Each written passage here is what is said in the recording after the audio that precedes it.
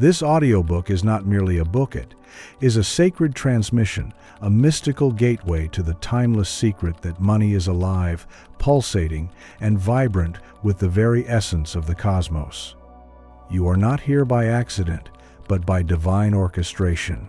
For within these words lies the ancient truth that wealth is an energy abundant and inexhaustible.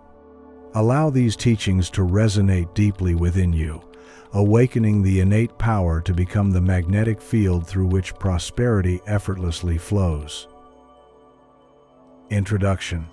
In the silent spaces between thoughts, a universal truth has waited for you, patiently whispering through the ages, longing for your remembrance. Money, dear one, is not mere paper or metal. It is energy, a living current of infinite potential, responsive to your inner vibration. Within the sacred sanctuary of your consciousness lies the blueprint for abundance. Your outer world is but a mirror, reflecting precisely your inner beliefs and assumptions. Through generations, mystics and sages have safeguarded this wisdom, encoded within secret teachings, waiting for souls ready to reclaim their divine birthright of prosperity.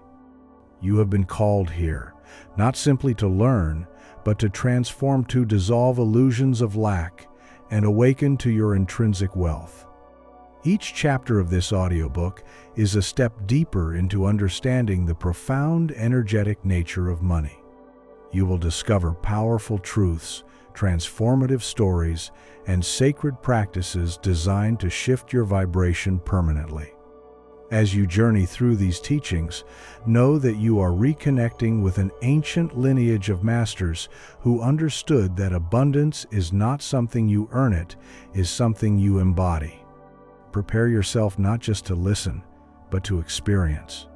Allow the energy of each word to permeate your being, activating your innate ability to magnetize and sustain infinite prosperity. It is time to remember who you truly are, a living channel for the universe's boundless abundance. Chapter 1. The Invisible Flow of Prosperity. In an ancient village nestled between emerald hills and sapphire lakes lived Mara, a weaver whose hands crafted beauty from the simplest threads. Yet, despite her undeniable talent, she often struggled with scarcity. Each day she rose before dawn, tirelessly weaving tapestries filled with radiant colors and intricate patterns, yet each night she lay awake, anxious about survival. Her life mirrored the belief she unconsciously held that prosperity was limited and fleeting. One mist-laden morning, as Mara sat at her loom, a stranger appeared at her door, a wise old woman with eyes like tranquil pools. "What do you weave, child?" the stranger asked gently. Mara sighed deeply. "Beauty, but beauty does not feed nor shelter." The wise woman smiled knowingly and whispered softly, "Ah, but beauty is the essence of abundance itself. You see money as cloth or coin, but it is neither. Money is the energy you weave into your creations." In that profound moment, Mara glimpsed a truth hidden in plain sight. Money was not tangible but vibrational, a subtle force responding to her inner state. The stranger explained, "Each thread carries your vibration. When you weave with worry, your tapestry speaks of lack. When you weave with gratitude, it sings of abundance." Intrigued, Mara began to consciously infuse her threads with feelings of joy and thankfulness. As days turned into weeks, something miraculous unfolded. Her tapestries began to draw attention, their vibrant energies captivating patrons far and wide. Wealth flowed effortlessly into her life, not because she had changed what she created, but because she had transformed the energy behind her creations. Across the valley, in the bustling marketplace, Thomas, a humble blacksmith, faced a similar plight. Day after day, he hammered iron with precision, crafting tools of strength and durability, yet always fearing competition and scarcity.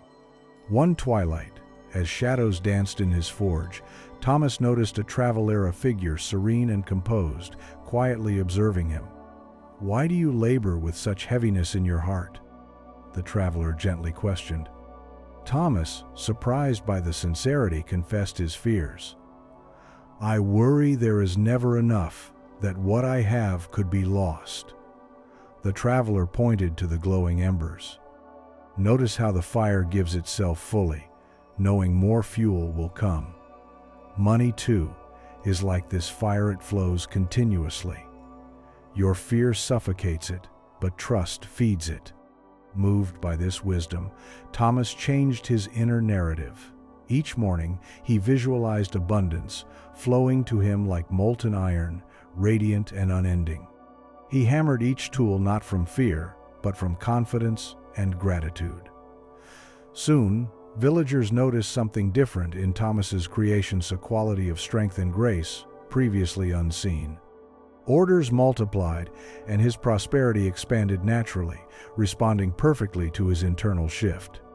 These stories illuminate the eternal principle that prosperity is first born in the unseen realms of consciousness. Money, as energy, moves freely toward those who align with its vibration. It is neither chased nor captured, but attracted by the resonance of one's being. Now, dear listener, it is your turn to weave your reality. Close your eyes and take a deep breath. Imagine money as streams of radiant golden light, flowing toward you effortlessly, unendingly. Feel this energy entering your heart, filling your entire being with the vibration of abundance. Hold this vision and affirm silently, "I am a conduit of infinite prosperity. Money flows to me easily, continuously, abundantly." Carry this vibration throughout your day, noticing how your inner shift begins to subtly reshape your external world.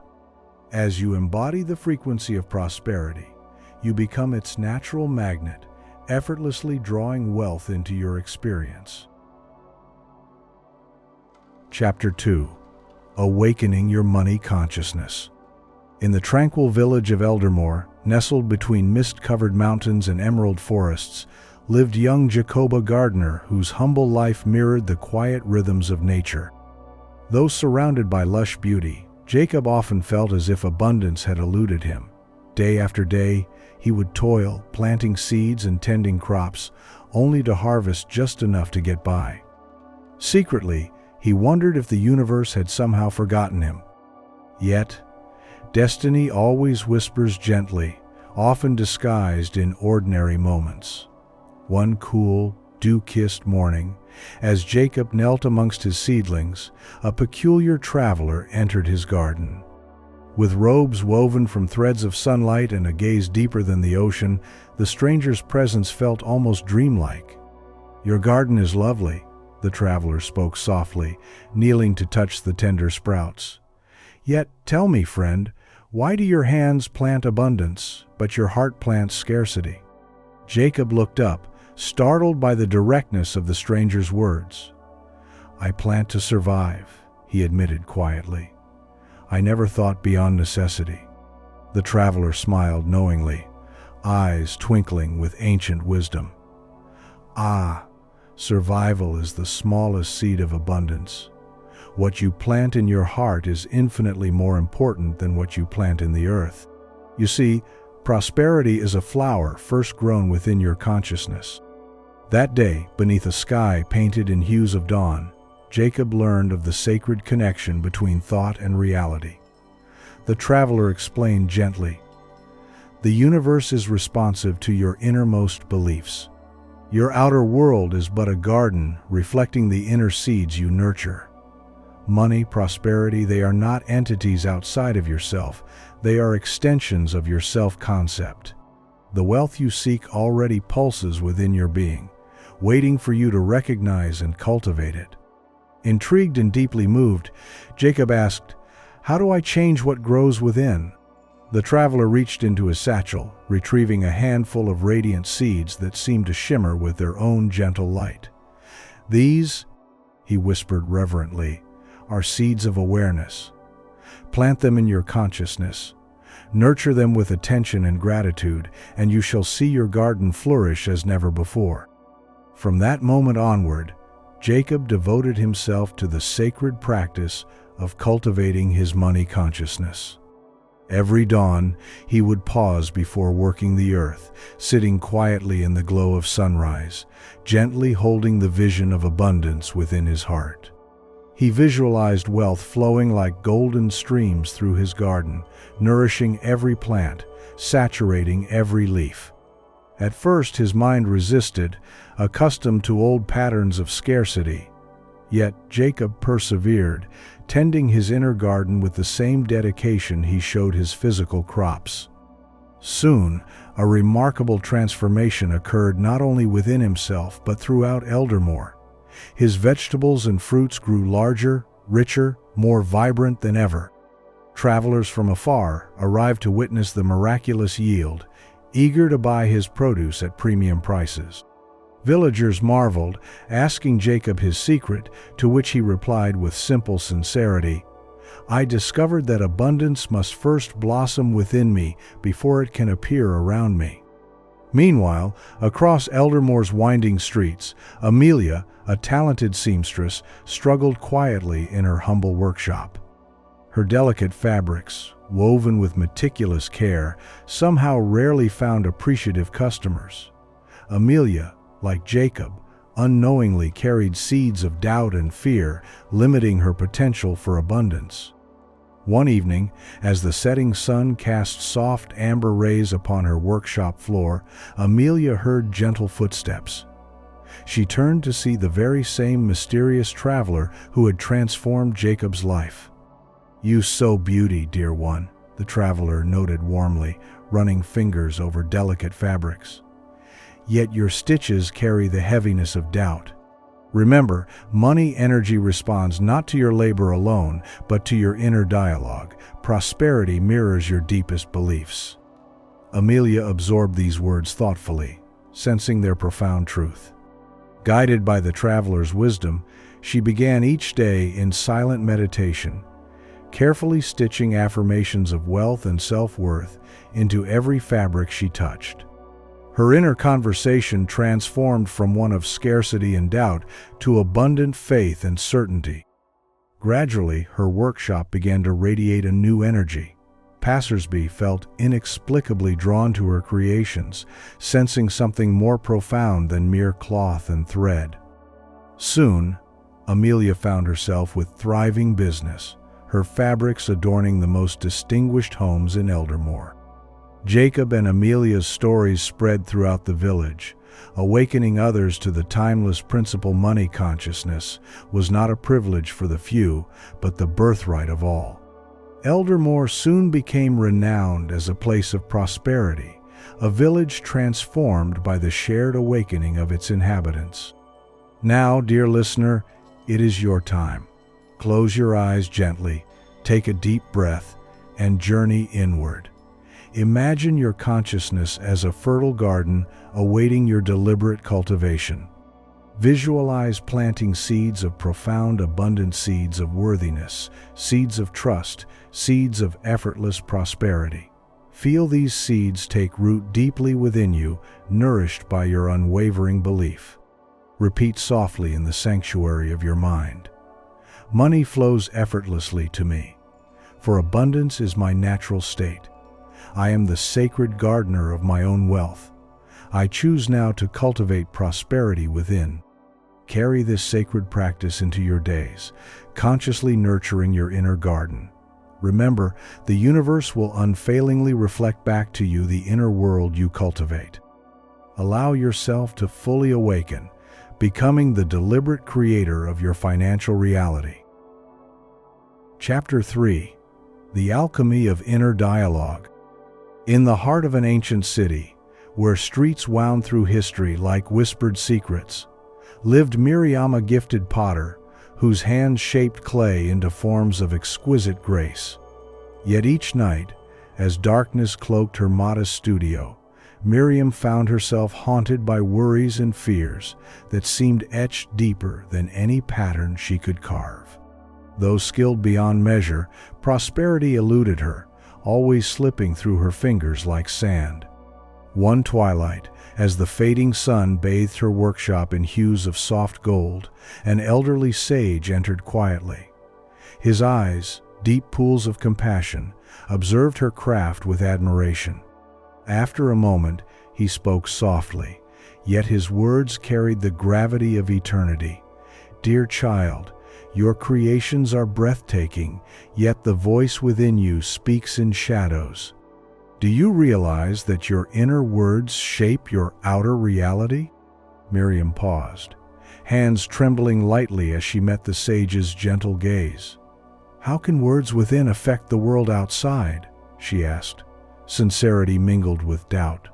The sage stepped closer, running a finger delicately along the curve of a newly shaped vessel. "Your inner dialogue is the kiln in which reality is fired. Each thought you hold is like clay soft, malleable, awaiting the imprint of your beliefs. Speak words of scarcity, and scarcity forms. Speak words of wealth, abundance shapes itself naturally." Miriam reflected deeply, recognizing for the first time the power hidden in her own inner conversations. She had unknowingly woven tales of limitation, repeating patterns of struggle until they hardened into her lived reality. Yet, beneath the sage's quiet guidance, she began to perceive a radiant possibility. Determined, Miriam resolved to master the alchemy of inner dialogue. Each morning as dawn painted the horizon, she would sit beside her potter's wheel, consciously shaping her thoughts as carefully as she shaped her clay. She affirmed softly, "I am worthy of infinite abundance. Wealth flows freely to me. Prosperity is my birthright." Initially, these words felt foreign, almost fragile, but she persisted, steadily infusing them with feeling and conviction. Gradually, her inner landscape transformed. Doubt softened into certainty, anxiety melted into calm assurance. As her inner dialogue shifted, Miriam's creations took on an otherworldly beauty, drawing patrons from far beyond the city gates. Her pottery, imbued with a newfound vibrational resonance, became symbols of grace, prosperity, and abundance. Across the city, in the bustling marketplace, Elias, a humble fruit seller, struggled with similar challenges. His stall overflowed with vibrant produce, yet prosperity always seemed beyond his reach. His heart, filled with worry, echoed silently in every transaction. One afternoon, as Elias arranged his fruits under the golden rays of the sun, the same sage who had visited Miriam approached him gently. "Tell me," the sage whispered kindly, "what story do you tell yourself about wealth?" Elias hesitated, eyes reflecting deep uncertainty.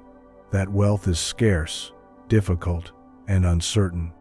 The sage placed a reassuring hand upon Elias's shoulder. "Do you see, dear one? Your reality faithfully mirrors your inner words. Change your story, and your world shall follow." Inspired by this timeless wisdom, Elias chose to consciously rewrite his inner script. Each dawn, he would whisper affirmations to himself, feeling the truth of each word deeply. "I am surrounded by abundance. Prosperity flows effortlessly into my life. Money comes to me from all directions." These words, spoken daily, gradually replaced the old shadows of fear and lack within him. And indeed, a transformation unfolded. Elias's humble stall began attracting patrons drawn not merely to his fruits, but to the energy he radiated, a magnetic resonance born of a prosperous inner dialogue. His business flourished as opportunities and resources flowed abundantly, matching precisely the new story he told himself. Stories of Miriam and Elias began to weave throughout the city, inspiring many to explore their own inner dialogues. It became evident to all who heard their tales wealth was not a mysterious privilege bestowed upon the few, but a natural reflection of the conversations held deeply within the soul. Now, dear listener, the sacred key of alchemy is yours. Gently close your eyes and breathe deeply, feeling the infinite potential within you. Imagine your inner dialogue as soft clay in your hands, awaiting your conscious shaping. Choose now the words of abundance, prosperity, and effortless flow. Whisper them softly, feeling their truth vibrating through your very cells. I am abundant. Wealth flows to me easily and continuously. My inner dialogue aligns perfectly with the universal flow of prosperity. Let these affirmations echo through your being, transforming your internal narrative. Carry them into your days, consciously shaping your reality through deliberate, empowered inner conversations. As your inner dialogue transforms, watch in wonder as your outer world shifts effortlessly to match. Chapter 4. Releasing the Spell of Scarcity. On the outskirts of a timeless town, beneath skies painted gold by morning's gentle touch, lived Helena, a skilled healer whose gifts had brought relief to many. Her humble cottage brimmed with herbs, roots, and crystals, each carefully gathered to soothe ailments of both body and soul. Yet despite her profound talents, Helena quietly suffered under the illusion of scarcity. She served tirelessly, yet received little in return, accepting as truth that abundance was reserved only for others. One tranquil evening, as stars began to glimmer softly above, a wise elder visited her humble abode. Cloaked in robes the color of twilight, he observed quietly as she tended a patient, her hands skillfully weaving healing energies. "Your heart is pure, child," the elder murmured as the patient left, gratitude evident in his eyes. "Yet your soul carries a burden, a spell of scarcity woven deep in your consciousness." Helena's gaze rose slowly, eyes reflecting both curiosity and subtle recognition. "How could scarcity be a spell?" she questioned gently. The elder, eyes shining with compassion, began to speak as if unlocking an ancient truth. "Scarcity, dear one, is not reality. It is an enchantment, an illusion passed down through generations. You have accepted it as real, binding yourself unknowingly. The universe overflows with abundance, yet your belief in limitation forms an invisible barrier, blocking its natural flow toward you." As she absorbed his words, Helena felt a truth stir deep within her being. Memories surfaced, phrases whispered by family and friends, echoes of fears carried from generations past. These invisible threads had quietly woven themselves into the fabric of her beliefs, restricting the free flow of prosperity. "How do I break this spell?" she asked earnestly, sensing liberation was within reach. The elder gently handed her a small, luminous crystal that seemed to pulse softly with life. "The spell of scarcity dissolves the moment you truly recognize its illusion. This crystal holds no power beyond reflecting your own inner state. Keep it close. Each time you sense fear or limitation rising, hold it and speak words of infinite abundance. Replace illusion with truth, and the spell shall shatter." Helena took the crystal, feeling its warmth resonate gently within her palm. From that night forth, she committed to consciously examining every fearful thought about scarcity. Each morning at dawn and evening at twilight, she would hold the crystal tenderly, speaking words infused with deep sincerity. "Abundance surrounds me endlessly. Prosperity is my natural state. Money flows effortlessly and abundantly into my life." Gradually, a profound shift occurred within Helena's consciousness. Old fears and doubts began to dissolve, replaced by an expansive certainty, knowing that scarcity had always been an illusion. As her internal transformation deepened, external reality naturally aligned itself to reflect her new, abundant vibration. Patients began to appear spontaneously, bringing generous offerings of gratitude. Word spread of Helena's profound gift, and soon travelers from distant lands sought her healing touch. Each encounter further affirming her newfound truth: abundance was indeed infinite. freely flowing toward those who recognized its nature. Across the village, Marcus, a talented musician who had long performed in quiet solitude, struggled similarly. His music, though soulful, was seldom heard beyond the walls of his humble dwelling.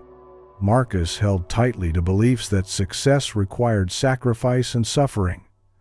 The spell of scarcity whispered to him relentlessly, convincing him that true prosperity lay far beyond his grasp.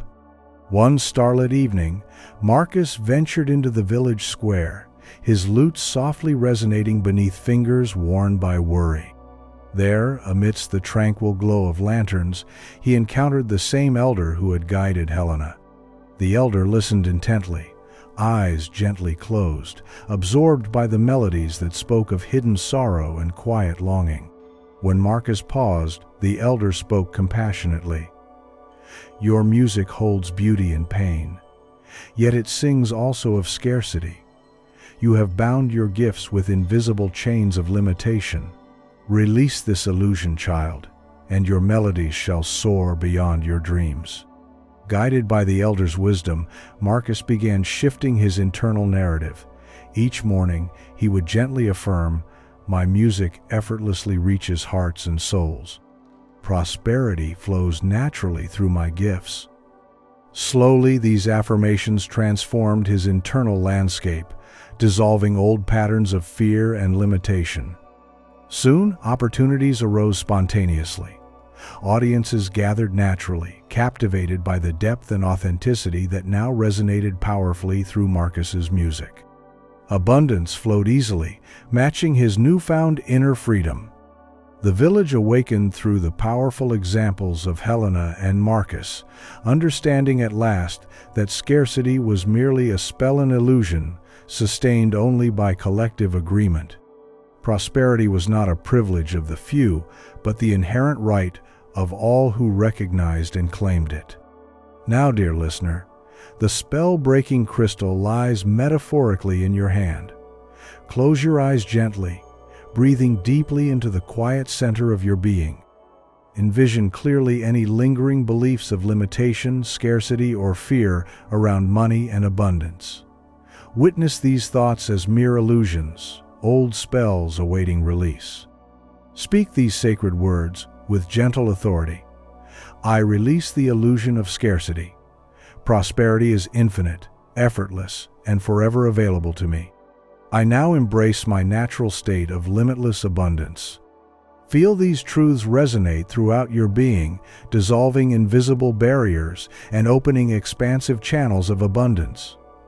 As you move through your days, consciously reaffirm these liberating truths. Witness how effortlessly the universe rearranges itself, matching perfectly your new inner state. Chapter 5. The Sacred Law of Receiving. In a lush valley cradled between verdant mountains and winding rivers lived Serafina, a gifted artist whose paintings breathed with the beauty of dreams and whispers of forgotten worlds. Her humble cottage, nestled at the edge of a silvery lake, held creations so moving they brought tears to the eyes of those who gazed upon them. Yet, despite her profound talent, Serafina found herself living in quiet modesty, seldom receiving compensation worthy of her work. Within her heart lingered an invisible barrier, an ancient resistance to receiving. Each evening, as stars pierced velvet skies, Serafina gazed out across still waters, quietly questioning the universe. Why does abundance evade me when my art moves so many? Her questions seemed to dissolve unanswered into the silent night, deepening her quiet sense of unworthiness. One balmy evening, under the luminous glow of a rising full moon, a graceful figure appeared at her cottage door. Cloaked in robes shimmering softly with celestial radiance, the visitor possessed an ageless presence, emanating tranquility and wisdom. Serafina, sensing something profound, welcomed the stranger warmly. The visitor's gentle gaze settled upon her paintings, a subtle smile gracing serene features. Your art is divine, a true expression of universal beauty. Yet tell me, Dear one, why do you hesitate to accept the abundance it seeks to bestow upon you? Serafina lowered her eyes, a shadow of uncertainty flickering across her face. I've always believed it nobler to give freely, expecting little in return. Receiving feels somehow selfish or undeserved. The luminous visitor nodded gently, eyes twinkling with compassionate understanding. Ah, dear one, you speak words shaped by old wounds and ancient misunderstandings. The universe is built upon the sacred law of giving and receiving, two movements of the same divine dance. Just as rivers receive rain to nourish the earth and blossoms receive sunlight to bloom fully, you too must receive freely to sustain your gifts. Serafina felt a subtle stirring within her heart, as if an ancient memory was softly awakening. Sensing her openness, the wise being continued, "When you refuse to receive, you interrupt this sacred flow. It is not humility, but fear masquerading as virtue. You must dissolve the barriers that tell you receiving is less holy than giving. Embrace the truth that abundance is a divine energy seeking to flow through you in both directions."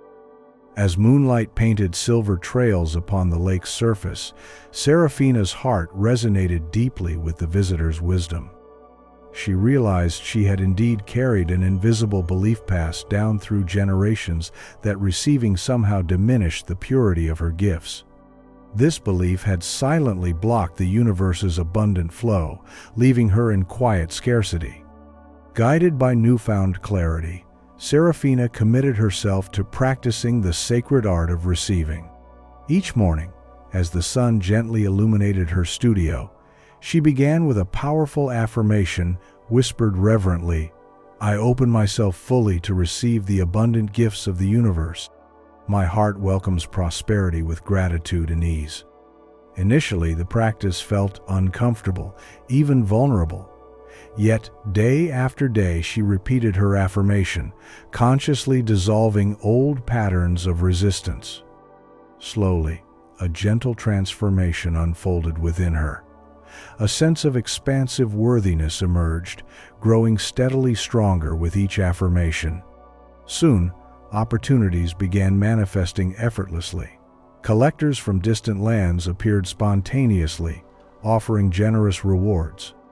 Galleries vied for the privilege of showcasing her masterpieces, and Serafina's life filled abundantly, reflecting perfectly the inner acceptance she had cultivated. On the other side of the valley, beneath tall oaks and whispering pines, lived Tobias, a gifted woodworker who crafted extraordinary furniture. His pieces, elegant and finely detailed, graced homes near and far. Yet Tobias, like Serafina, carried within himself a quiet discomfort with receiving. His heart whispered doubts about worthiness, compelling him to undercharge, silently blocking the universe's full abundance. One evening, as twilight draped gentle shadows across his workshop, Tobias received the same celestial visitor. Softly illuminated by lantern glow, the wise being admired Tobias's exquisite handiwork, gently remarking, "Your creations reflect great mastery, yet I sense within you an invisible reluctance to fully receive abundance. Tell me, dear friend, why do you hold yourself separate from prosperity?" Tobias sighed deeply, the depth of his inner struggle evident. "I fear becoming selfish or greedy if I accept too much," he confessed softly. The visitor placed a gentle hand upon Tobias's shoulder, speaking words infused with warmth and compassion.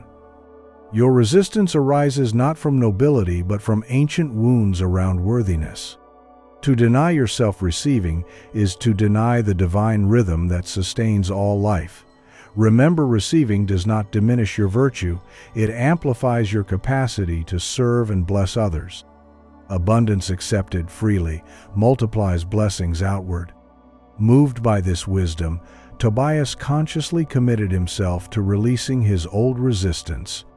Each morning at sunrise, he would sit quietly among his tools, breathing deeply as he affirmed, "I joyfully and gratefully receive the abundance flowing to me.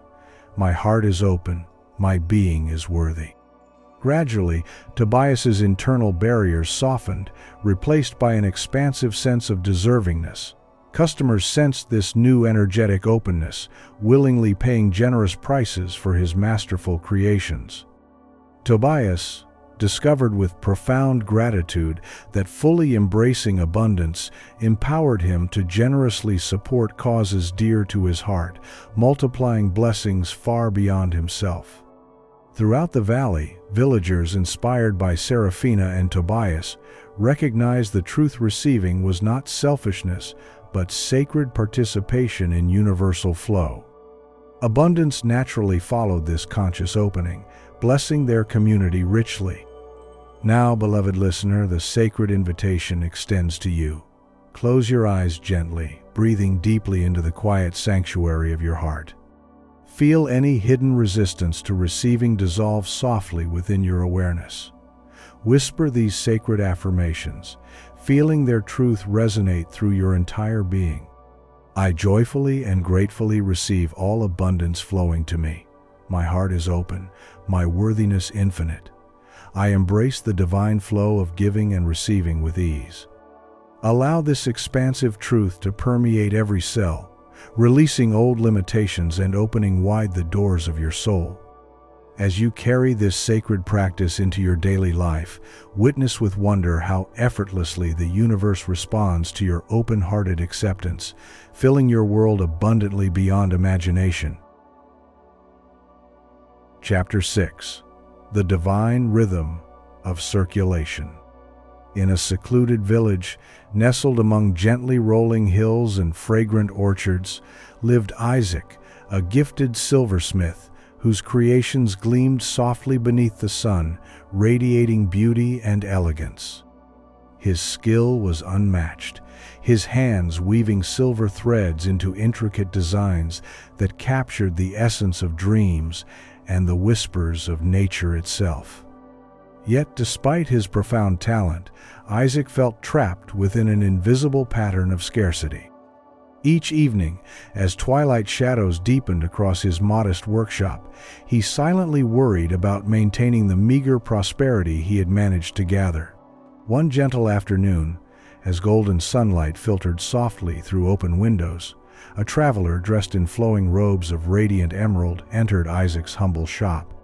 Her presence was magnetic, serene, and imbued with an ancient wisdom that seemed to shimmer subtly in the air around her.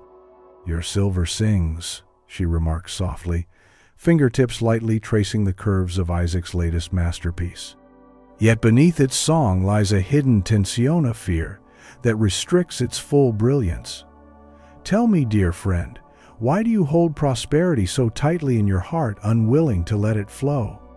Isaac hesitated, eyes glancing downward, admitting quietly, "I fear losing what little abundance I have. Money feels scarce, easily lost, and difficult to regain."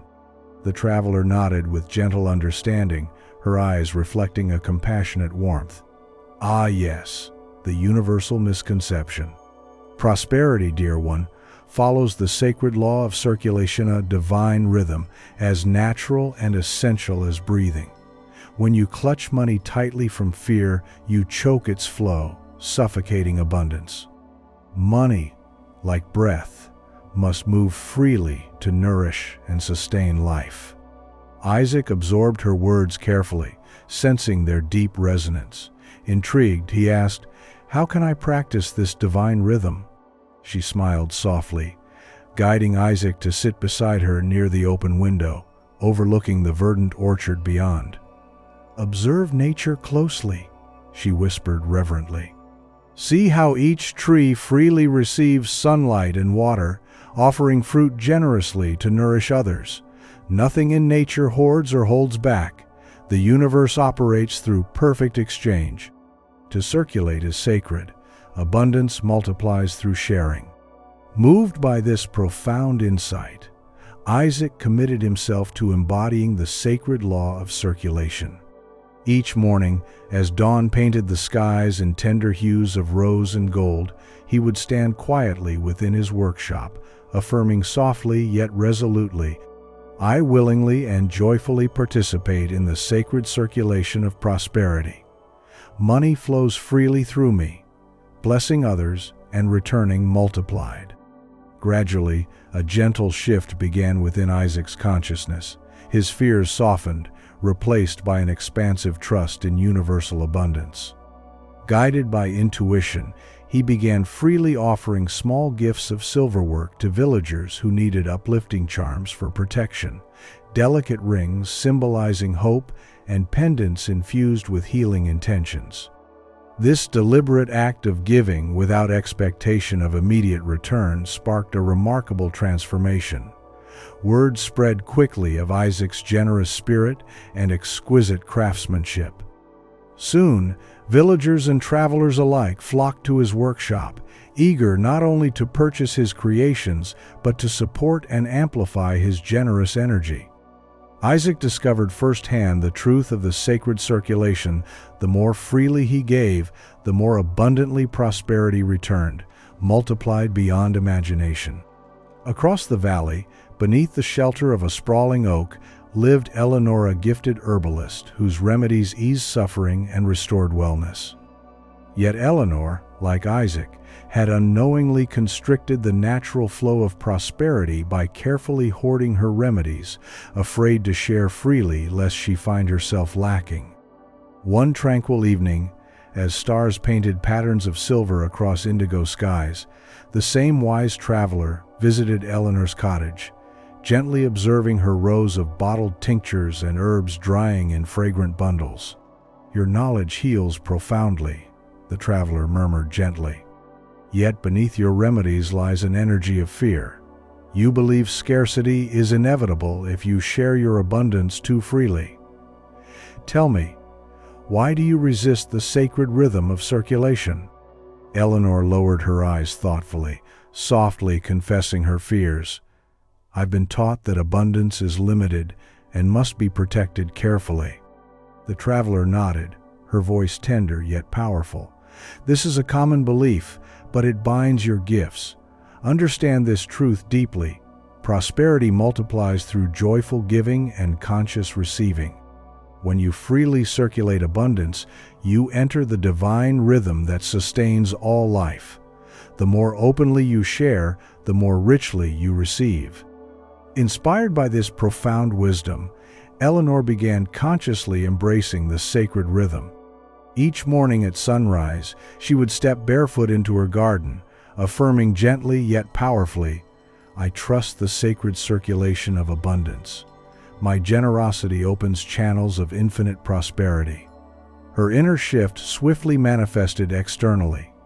Eleanor began freely sharing her healing remedies, intuitively gifting bottles to those in need. Soon, villagers felt deeply moved by her generosity, gratefully offering compensation far beyond her expectations. News of Eleanor's remedies reached distant towns, drawing seekers eager to support her sacred mission. Isaac and Eleanor's transformations rippled outward, profoundly awakening their community to the timeless truth of circulation. Villagers began practicing generosity spontaneously, discovering abundance naturally returning in unforeseen, miraculous ways. Prosperity flowed effortlessly, enriching the entire valley as the sacred rhythm of giving and receiving infused every interaction. Now, beloved listener, the invitation to embody the sacred law of circulation extends directly to you. Close your eyes gently, breathing deeply into the stillness within your heart. Feel yourself stepping into this divine rhythm, consciously releasing fears of scarcity and limitation. Visualize your resources, money, talent, time, energy as streams of golden light, effortlessly flowing outward to bless and uplift others, knowing deeply that abundance naturally returns multiplied. Speak these affirmations softly yet powerfully, feeling their truth resonate through your entire being. I joyfully embrace the sacred circulation of abundance. Money flows freely through me, blessing all it touches and returning infinitely multiplied. I trust the universe's endless capacity to provide and prosper. Allow these truths to permeate your consciousness, dissolving any lingering barriers to giving or receiving freely. Carry this sacred practice into each day, consciously choosing generosity and openness. Witness how naturally and beautifully the universe responds, aligning circumstances effortlessly to support your expanded trust in abundance. Chapter 7. Money mirrors your self-concept. In a vibrant town where markets sang with life and colors danced beneath the morning sun, lived Beatrice, a skilled seamstress whose fingers stitched not only cloth but stories into every thread. Her garments adorned the bodies of nobles and commoners alike, her artistry unmatched, her reputation growing far beyond the town's borders. Yet despite the outward signs of success, Beatrice remained entangled in an invisible weaving inner belief that she was never quite enough. Each evening, as the marketplace quieted and the golden hues of sunset melted into twilight, Beatrice sat before her small mirror, gazing into her reflection with a quiet heaviness in her heart. "They may love my work," she whispered into the silence, "but would they love me if they saw who I truly am?" Her garments fetched fair prices, yet she undercharged, fearful that asking more would reveal her as unworthy. She accepted praise but deflected compliments, believing somewhere deep within that abundance was meant for others more deserving. One day, as the market bustled with spring's new promise, a sage passed through town, a traveler whose eyes held the depths of ancient seas. Drawn by the murmurs of Beatrice's skill, he entered her workshop, quietly observing her craftsmanship. Each stitch, each fold, spoke of love and mastery, yet beneath it all, the sage sensed a silent struggle. "Why do you stitch garments of such beauty?" he asked gently, "while stitching stories of doubt into your heart?" Startled by his words, Beatrice replied with hesitation, "I've always believed my work could shine, but I must remain small, unseen, unimportant." The sage smiled softly, as if he had heard such words 1,000 times before. "Child, understand, this money mirrors your self-concept. The abundance that enters your life is shaped and limited by the image you hold of yourself. When you believe you are unworthy, you command prosperity to remain distant. When you see yourself as deserving, as radiant, as valuable, money must mirror that truth."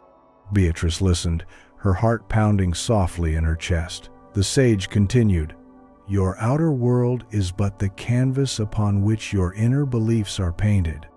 Every coin, every exchange, every opportunity is a reflection of what you believe yourself to be.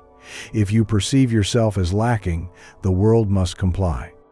Moved by the sage's words, Beatrice felt as though a window had opened inside her, allowing the light of realization to shine through.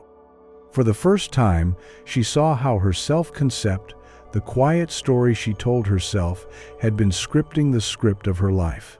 Her garments spoke of excellence, but her inner voice whispered limitation. Determined to rewrite her inner narrative, Beatrice embraced a new practice. Each morning, before touching needle to thread, she stood before her mirror. No longer seeking flaws, she spoke with soft authority. "I am worthy of great abundance. I am deserving of prosperity, for my gifts are sacred, my essence is divine." At first, these words felt foreign, hollow echoes against old walls of self-doubt.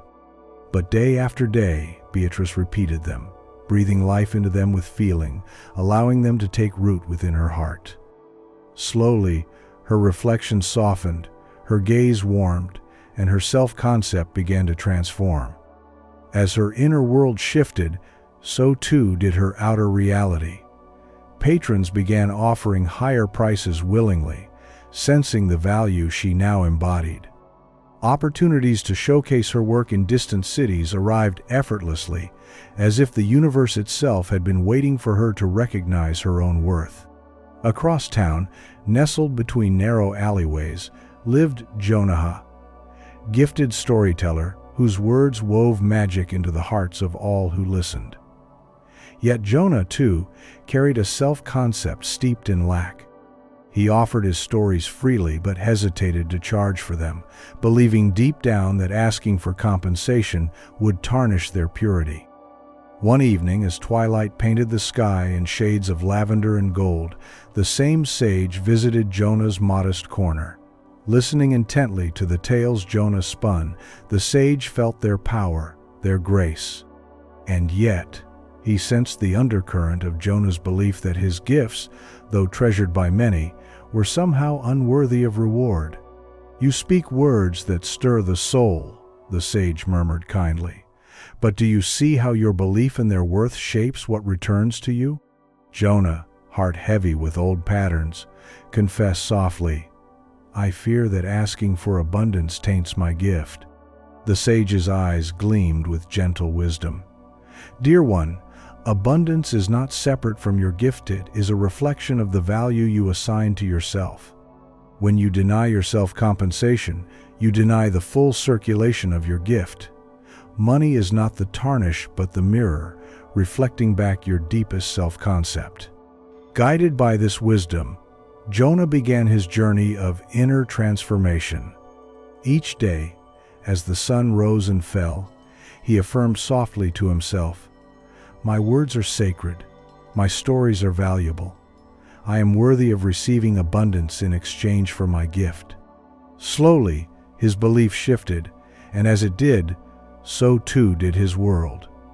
Invitations flowed in from distant villages, eager to compensate him generously for the stories that touched their hearts.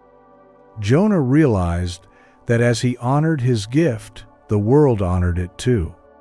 Beatrice and Jonah's stories rippled throughout the town, awakening others to the profound truth: money is a mirror, reflecting back the image we hold within ourselves. As the community embraced this understanding, they witnessed abundance flowing naturally, no longer withheld by invisible walls of self-doubt. Now, beloved listener, it is your turn to gaze into the mirror of your own self-concept. Close your eyes gently, breathing deeply into the quiet sanctuary of your heart. Imagine standing before a mirror that reflects not your outer form, but your inner beliefs about yourself and your worth. Notice the stories that arise. Are they tales of lack, of limitation, of unworthiness? Or do they sing of abundance, of radiance, of your divine right to prosper? Speak these sacred words aloud, feeling their truth resonate deeply within. I am worthy of abundance. I am deserving of prosperity. I am valuable beyond measure. Money flows to me as a reflection of my inner worth. Allow these affirmations to ripple through your being, dissolving old patterns of doubt and awakening the vibrant truth of your worthiness. Carry this practice into your days, standing tall in the knowledge that as you honor yourself, the universe must mirror that honor back to you. Chapter 8. The Magnetic Power of Belief. In the heart of an ancient city, where cobblestone streets carried the echoes of 1,000 footsteps, lived Matthias, a merchant whose shop overflowed with rare spices, delicate fabrics, and treasures gathered from distant lands. His wares dazzled the eye and delighted the senses, yet prosperity seemed to dance just out of reach, teasing but never settling. Day after day, Matthias stood behind his counter, his eyes searching the faces of passers-by, silently asking, "Why does abundance visit others but skip my door?" Though his shelves brimmed with beauty, his heart quietly pulsed with doubt. Somewhere deep within, Matthias carried an unspoken belief that wealth belonged to those born into fortune, not those who labored for it. This silent conviction shaped his reality as surely as the sun rose each morning. One quiet evening, as the city lights flickered like stars fallen to earth, a woman cloaked in indigo approached his shop. Her presence was calm, magnetic, as if she carried within her the wisdom of countless lifetimes. She entered without a word, her gaze moving slowly across the colorful displays. After a long moment, she turned to Matthias and asked softly, Do you believe you are worthy of the abundance that surrounds you? The question hung in the air like incense smoke, delicate yet impossible to ignore. Matthias felt a stirring of discomfort rise within. "I sell fine goods," he replied cautiously. "But I am not one of the wealthy. My place is to serve, not to thrive." The woman smiled gently, her eyes shimmering like the depths of an ancient well. "Belief, dear one, is the magnet that draws or repels abundance. The universe is not moved by your goods or your labor, but by the silent song your beliefs sing into the cosmos. If you believe abundance is not yours to hold, it must obey. If you believe yourself worthy, it has no choice but to flow to you." Matthias felt the weight of her words settle into his chest, awakening something long forgotten, a possibility that had lain dormant beneath layers of doubt and inherited stories. "But how does one change belief?" he whispered. The woman stepped closer, her voice soft yet steady. "Belief is forged through repetition, through feeling, through the conscious planting of new seeds. Your current beliefs are merely thoughts you have rehearsed until they hardened into truth. To change them, you must rehearse a new song." She handed him a small, leather-bound journal, its cover embossed with a symbol that seemed to pulse with quiet power. "Write," she instructed, "each morning and each night, the truth you wish to embody. Speak it aloud with feeling. Feel the vibration of those words as if they are already real. For belief is not simply thought, it is thought felt deeply." Matthias accepted the journal with reverence, sensing the sacred task before him. From that evening forth, he began each day by lighting a single candle, sitting in the quiet glow, and writing in his journal. At first his words felt hollow, like a foreign tongue. "I am worthy of abundance. Prosperity flows to me freely and easily. I am a magnet for wealth." But day by day, something began to shift. The more he spoke these truths aloud, the more his heart began to believe. The vibration of his words seeped into his being, softening old doubts and forging new certainty. His belief began to take root, growing stronger, steadier. As Matthias's internal world transformed, so too did his outer reality. Customers arrived not only to purchase, but to engage, to invest. Merchants offered partnerships, opportunities blossomed effortlessly. The universe, as if hearing his new song, responded with matching harmony. Not far from Matthias's shop, beneath the ivy-covered arches of a small stone cafe, lived Elise, a poet whose words painted landscapes within the hearts of her readers. Her verses, delicate and profound, touched souls deeply. Yet Elise struggled financially, convinced that poetry could never be a vessel for wealth. One afternoon, as sunlight filtered softly through cascading leaves, the same woman in indigo approached Elise, her presence as serene as flowing water. Listening to Elise recite her verses, the woman smiled warmly, sensing the depth of the poet's gift. "You carry great wealth within your words," the woman spoke gently, "but you have bound them with beliefs that repel abundance." Elise, eyes downcast, confessed her fear. "Art and wealth cannot coexist. I believe it's noble to create without seeking gain." The woman knelt beside her, taking Elise's hand in hers. "Dear one, that belief is a chain you've wrapped around your heart. Art is sacred, and so is abundance. When you believe they cannot coexist, you force the universe to keep them apart. Release that belief, and both shall flourish." Guided by the woman's wisdom, Elise too embraced the sacred practice of reshaping belief. Each day, as her pen danced across paper, she whispered affirmations. "My words are worthy of abundance. Prosperity flows to me through my art. Wealth and creativity are one." Her beliefs began to soften, to shift. And as they did, opportunities emerged. Publishers sought her work, Readings filled with eager audiences, and financial blessings flowed, matching the worth she had finally allowed herself to claim. Through Matthias and Elise, the town awoke to a profound truth: belief is the silent architect of experience. Wealth, love, success, they all respond to the frequency of your beliefs. Like a tuning fork calling forth matching tones from the universe, your beliefs shape the world you see. Now, beloved listener, turn inward. Close your eyes softly, breathing deeply into the sanctuary of your heart. Ask yourself with honesty, what beliefs about money have I rehearsed into my reality? What silent song have I been singing into the universe? Feel those beliefs rise gently to the surface. Some may be old, inherited stories of struggle, of limitation, of unworthiness. Know that they are not truth, they are merely practiced thoughts waiting to be rewritten. Speak these words aloud, with feeling, letting them carve new paths within you.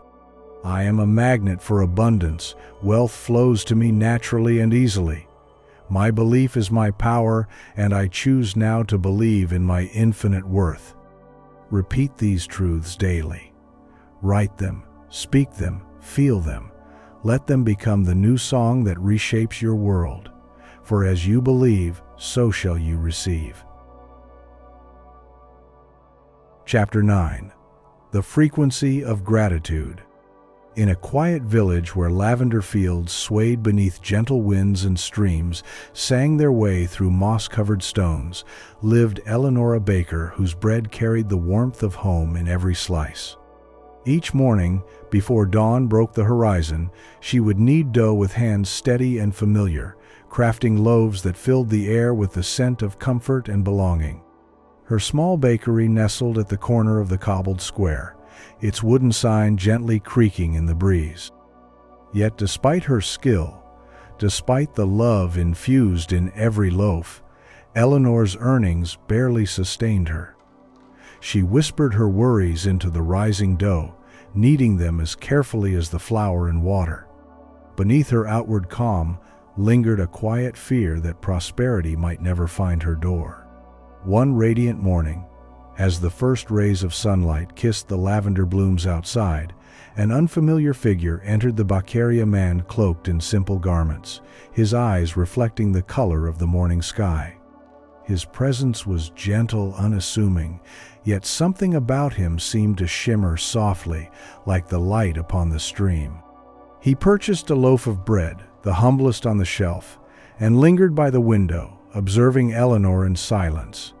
After a while he spoke, his voice as soothing as the breeze through the fields. "You create nourishment with love, yet your heart carries the weight of lack. Tell me, do you know the frequency upon which wealth truly dances?" Eleanor, startled by the intimacy of his words, shook her head softly. "I work hard," she murmured, "but it seems abundance does not hear my call." The stranger smiled, the corners of his eyes crinkling with knowing. "It is not your labor that the universe listens, for it is your vibration, and the highest frequency, the one that calls abundance from the farthest reaches of the cosmos, is gratitude." Eleanor tilted her head, confusion softening her brow. "But I am grateful for my health, my home, my work." "Yes," the man nodded, "but gratitude must be more than a quiet thought. It must be the air you breathe, the ground upon which you walk, the song that sings through your every moment. When gratitude becomes your state of being, you align with the very rhythm of creation itself." He paused, allowing his words to settle into the spaces between them. The universe responds not to the words you speak alone, but to the feeling you embody. Gratitude felt deeply and consistently becomes a beacon, a signal that draws prosperity like a moth to flame. Inspired yet uncertain, Eleanor asked, "How do I live in that frequency when worries rise so easily?" The stranger stepped closer to her counter, placing his hand over his heart. "You begin here," he said. "Each morning, before you touch the flour or light the ovens, place your hands upon your heart. Speak aloud all the blessings you can see and those you cannot yet see. Thank the sunrise, the water, the hands that shaped you. Thank even the challenges, for they are gifts in disguise. Gratitude, he continued, is not a passive feeling. It is an active, living force. When you give thanks for the unseen, you tell the universe you already trust in its provision. This trust vibrates out, creating ripples that return to you as opportunities, resources, and unexpected blessings. With that, he turned and walked out, leaving Eleanor standing quietly in her bakery, holding the weight of his wisdom in her hands. From that day forward, Eleanor embraced the sacred practice of gratitude. Each morning, before kneading the dough, she stood in the center of her small bakery, hands upon her heart, eyes closed softly. She gave thanks for the yeast that caused the dough to rise, for the fire that baked it, for the customers yet to walk through her door. She whispered gratitude for abundance already on its way, trusting in what she could not yet see. At first, this practice felt strange, as if she were thanking ghosts. Yet something subtle began to shift. She noticed the way sunlight warmed the wooden floorboards, how the scent of lavender floated through the open window, how the loaves rose perfectly beneath her hands. And soon, abundance followed. A traveler, charmed by the smell of her bread, spread word to a nearby town. Orders multiplied. A local innkeeper requested daily deliveries, praising her loaves as the best in the region. Where once her shelves held unsold bread at day's end, now they emptied before noon. Across the village, under the shadow of towering oaks, lived Gabriella Carpenter, whose hands shaped wood into works of art. Yet Gabriel, like Eleanor, struggled to sustain his craft. His work was honest, beautiful, but his heart too carried a frequency of worry. One day, hearing of Eleanor's newfound prosperity, Gabriel visited her bakery. As they shared bread and tea beneath the lavender sky, she spoke of the stranger's teaching, of gratitude as the key to abundance. Gabriel, listening with open heart, embraced this wisdom as his own. Each morning, as the sun painted his workshop in soft hues, Gabriel began by placing his hand upon his chest, thanking the wood, the tools, the breath in his lungs. He gave thanks not only for what he had, but for the wealth he trusted would arrive. And it did. Commissions flowed effortlessly. Patrons sought his craftsmanship from far and wide, drawn by the invisible resonance of gratitude that infused his work. The village, once quiet in its struggle, awakened to a new rhythm, the frequency of gratitude. Prosperity no longer felt distant or reserved for the few. It became a natural companion to those who lived in the state of thanks. Now, dear listener, the same sacred key is offered to you. Close your eyes softly, breathe deeply into the core of your being, and ask yourself, how deeply do I live in gratitude? Do I thank only for what I see, or do I also trust in the unseen, giving thanks for the blessings that are already on their way? Speak these words aloud, allowing them to resonate through your being. I live in the frequency of gratitude. I give thanks for all that I have and all that is coming. I am aligned with the rhythm of abundance. Feel this gratitude rising within, becoming not just a thought but a living force, a vibration that calls prosperity to you effortlessly. Carry this practice into each day. Let your gratitude be the song you sing beneath your breath, the rhythm that guides your steps. Watch as the universe responds, returning to you blessings multiplied beyond measure. Chapter 10. The Art of Embodying Abundance. In a bustling town where traders shouted their wares and carriages clattered down stone-paved streets, lived Louisiana Taylor, renowned for his impeccable craft.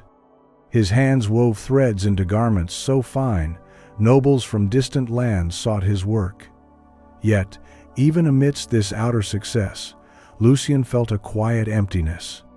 The abundance he crafted with his fingers did not seem to weave itself into his own life. His shop remained modest, his pockets never quite full. Each evening, as he folded the last garment, he felt the weight of something missing, knowing that while he stitched abundance for others, he wore none himself. One cool autumn evening, as golden leaves danced upon the wind, a stranger entered Lucien's shop. Draped in robes that shimmered like moonlight, the visitor seemed neither hurried nor concerned with worldly things. He observed Lucien's work for a long while before speaking. "Your craft is flawless," the stranger finally said, tracing the delicate embroidery of a jacket. "Yet tell me, do you wear the abundance you create?" Lucien blinked, unsure how to answer. "I make garments for others. Their wealth is not mine." The stranger's gaze softened, eyes glowing with a quiet wisdom. "That is the heart of it, dear one. You create abundance with your hands, yet do not embody it within yourself. You wear scarcity like an old cloak, comfortable yet constricting." Lucien's heart stirred. He had always believed that abundance was for those he served, merchants, nobles, patrons. He never considered that he, too, could live in that same wealth, that he could embody abundance rather than merely craft it for others. "How does one embody abundance?" Lucien asked, voice low with wonder and hesitation. The stranger smiled, as though the answer was a song sung through the ages. "Abundance is not only what you receive, it is what you become. It is a state of being, a frequency, a posture of the soul. You must live as though you are already the embodiment of prosperity. Speak, move, and act from the place of already having, already being." The words fell into Lucien like seeds planted in fertile soil. He listened, enraptured, as the stranger continued. "Do not wait for wealth to arrive before you feel wealthy. Feel wealthy, and wealth will arrive. Walk as one who owns the streets beneath his feet. Speak as one whose words shape empires. Treat your simplest meal as a feast. Wear the energy of abundance as you would your finest garment." Lucien felt something stir deeper, as though a curtain within had lifted. His life had been a waiting game, waiting for money, for recognition, for success to grant him permission to feel abundant. The stranger's words revealed the great reversal. Abundance does not come to those who wait, it comes to those who embody it. From that moment on, Lucien began his transformation. Each morning, before the city stirred awake, he stood before his modest mirror, not to judge or critique, but to affirm his being. He placed his hand upon his heart, whispering with reverence, "I am abundance. I am prosperity. I am the embodiment of infinite wealth." At first, his reflection seemed unconvinced. The lines on his face, the worn edges of his clothes, all seemed to echo the old stories. Yet Lucien persisted. Day after day he spoke these words, not as wishes, but as truths. He began to walk differently, his posture straighter, his step lighter. He greeted customers with the warmth of one who knew his own worth. His meals, though simple, were savored as grand banquets. His small shop, once dim and cramped, became a sanctuary of light and energy, filled with the vibration of abundance. Soon, something miraculous unfolded. Patrons noticed a shift in Lucien's presence, drawn not only to his skill but to the energy he radiated. Opportunities arose, larger commissions, collaborations with designers from distant lands. His income multiplied, and with it his life expanded. But the greatest change was not in the coins he counted, it was in the wealth he felt within his being, a richness that no sum could measure. Not far from Lucien's shop, across a small stone bridge where a river sang its ancient song, lived Amara, a potter whose hands shaped clay into vessels of grace.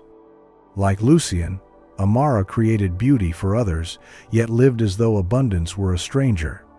Hearing whispers of Lucien's transformation, she visited him one crisp morning, seeking his counsel. Lucien welcomed her warmly, sharing the wisdom he had received. Abundance begins not in what you have, but in what you are. You must embody it, feel it in your bones, wear it in your spirit. Live from the place of already having, and the universe will match your song. Amara listened deeply, tears glistening in her eyes. She too had worn the old cloak of scarcity, believing wealth must first prove itself before she could claim it. Inspired by Lucien's example, she returned to her studio with a new intention. Each day, as her fingers shaped the earth, she spoke softly to herself, "I am abundance. My hands shape wealth. My life overflows with prosperity." Her inner landscape shifted, and with it her outer world. Clients arrived, enchanted by the energy her pieces carried. Her creations traveled to distant markets, her reputation blossomed, and prosperity flowed naturally. Yet, like Lucien, the true transformation was within the embodiment of abundance as her natural state. Their stories rippled through the town, awakening others to this profound truth: abundance is not granted, it is embodied. It is not earned through struggle, but received through alignment. When you wear the frequency of wealth as your own, the universe reflects it back to you. Now, dear listener, this sacred teaching reaches you. Close your eyes gently, breathing deeply into your heart's center.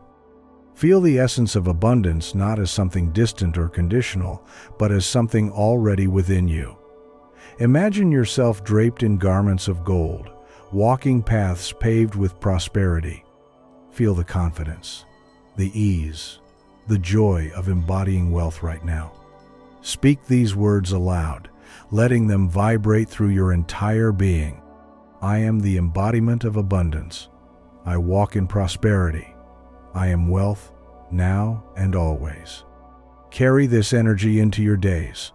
Let your actions, your posture, your words reflect the truth of who you are. As you embody abundance, the universe will align, responding to the frequency you live.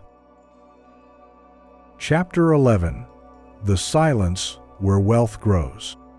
In the heart of a valley, where rivers meandered like silver threads through the green tapestry of earth, there stood a monastery carved into the cliff-set stones, kissed by centuries of wind and rain.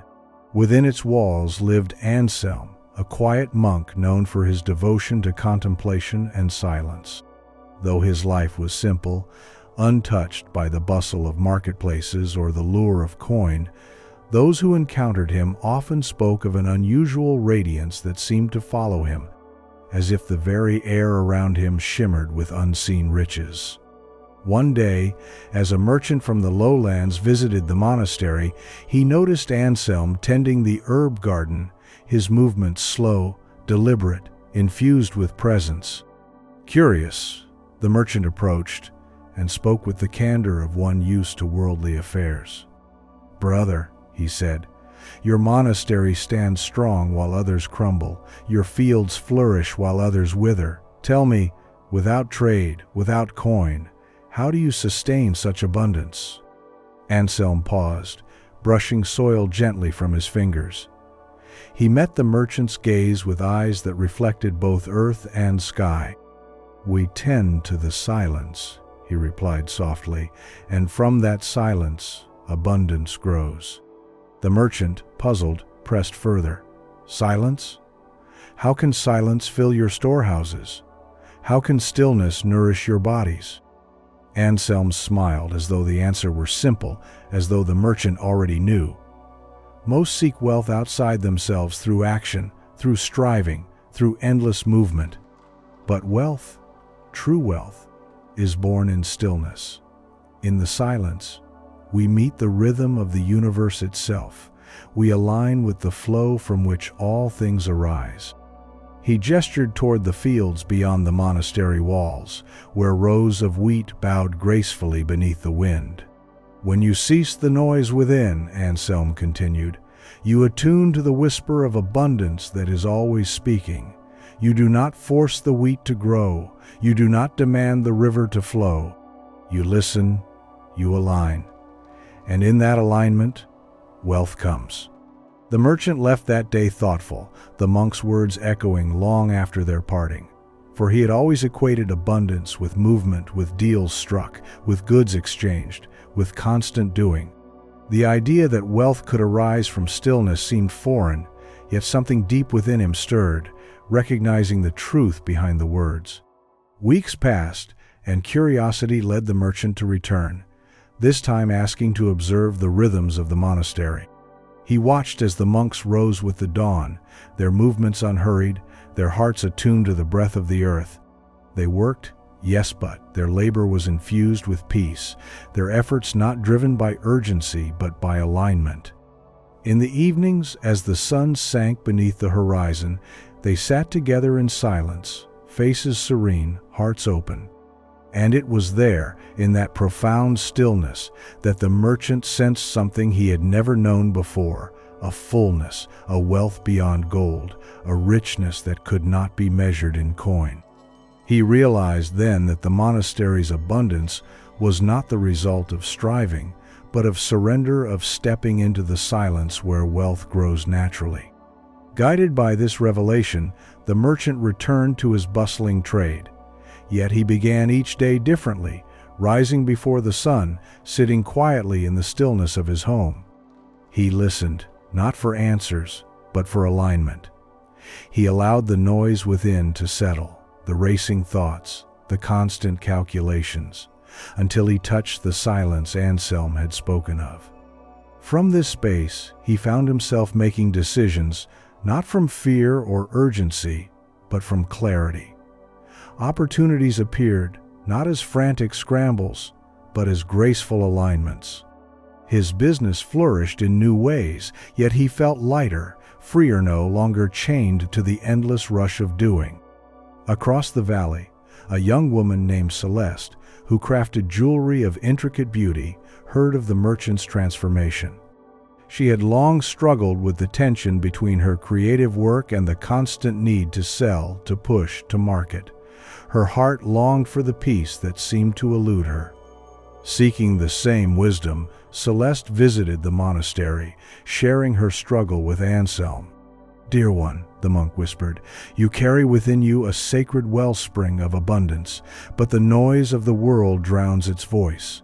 Come, sit with us. Enter the silence, and let it reveal the wealth that already resides within." And so she did. For days, she sat with the monks in the quiet glow of sunrise, her hands empty, her mind restless at first. But in time, the silence softened her edges, stilling the chatter within. She felt herself connect to something deeper, a rhythm, a knowing, a gentle trust in the unfolding of all things. When she returned to her workshop, she no longer created from urgency or need. She let the silence guide her hands, infusing each piece with a resonance of peace. Her customers felt it, though they could not name it, a presence in the jewelry, a calm energy that called to them. Her prosperity grew, not because she worked harder, but because she aligned herself with the frequency of abundance, born in the silence where wealth truly grows. Now, dear listener, you too are invited to enter this sacred space. Close your eyes softly, breathe deeply, and allow the noise within to settle. Beneath the surface of thought, beneath the current of worry and desire, there is a stillness of fertile silence where abundance waits. Breathe into this space, letting the silence expand within you. Feel the fullness of this moment, knowing that you need not chase wealth that already exists within, ready to emerge through alignment. Speak softly, not from the lips, but from the heart. In the silence, I align with the source of all abundance. I trust the rhythm of life. I receive wealth through peace and stillness. Let this truth root itself in your being. Carry it into your days, returning often to the stillness where wealth grows. Watch as opportunities, resources, and abundance flow to you naturally, effortlessly, as they always have, from the sacred silence at the heart of creation. Chapter 12. The Wellspring of Inspired Action. In a sunlit meadow, where wildflowers danced to the rhythm of the breeze and birds sang songs older than memory, there lived a woman named Alina. She was known across the valley for her vibrant paintings, canvases that seemed to capture not only the colors of the world, but its very heartbeat. Her art spoke of joy, of sorrow, of life in all its fullness. Yet despite the acclaim her work received, Alina often stood before her easel paralyzed not by lack of talent, but by uncertainty. She feared making the wrong move, feared that her inspiration might dry up, that her efforts might never translate into lasting abundance. Each morning, she would wake with visions of beauty, images swirling within her mind, only to question, is this the right direction? Will this bring me the prosperity I seek? And so, many days passed where her brush never touched the canvas, where dreams remained caged within hesitation. One afternoon, as the sun painted the meadow in hues of gold and amber, an elder man visited her cottage. His beard was long, his robe simple, yet his eyes sparkled with the mischief of youth and the depth of ancient knowing. He watched Alina pace before her blank canvas and smiled knowingly. "Why do you hesitate, child?"